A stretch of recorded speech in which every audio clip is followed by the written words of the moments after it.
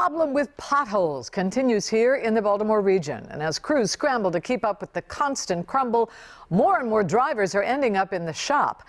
WJZ is live along Interstate 83 right now. Devin Bartolana has more from drivers and how the governor is now getting involved. Devin?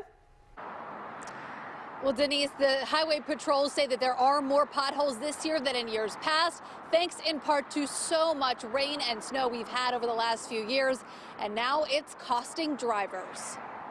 Business is booming at body shops across Maryland, fixing the bent rims and bubbled tires thanks to rough rides on Maryland roads. Tire damage, rim damage, suspension damage. Christopher Storms of AAA says he's seen lots of these cases this year.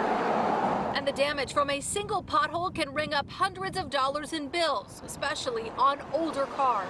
We just did a rim up in Frederick.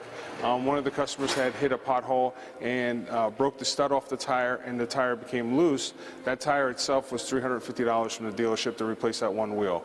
From state highways to city streets, the punch-outs in the pavement are everywhere. And as drivers know, sometimes unavoidable.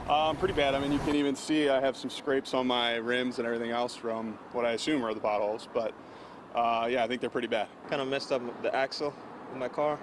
And since that, because I drive a stick shift and it has 5 speeds, and now I got just 4 left. 295 between Baltimore and D.C. is an extreme case. Neglected and underfunded by the federal government, Governor Hogan had sharp criticism for those in charge. It's outrageous and unacceptable. I mean, they have potholes practically swallowing cars. They had to lower the speed limit because it's so dangerous. And yet they're not fixing it. As Maryland doles out millions in patchwork fixes before the official start of spring, drivers are keeping an eye on the road. I'm always cringing because I know my car is not about to be in a good situation. And a close-up on their wallets. Now, the state obviously pays for these rough winters, too. The State Highway Administration has already spent about $2.1 million in pothole repairs through the end of last month.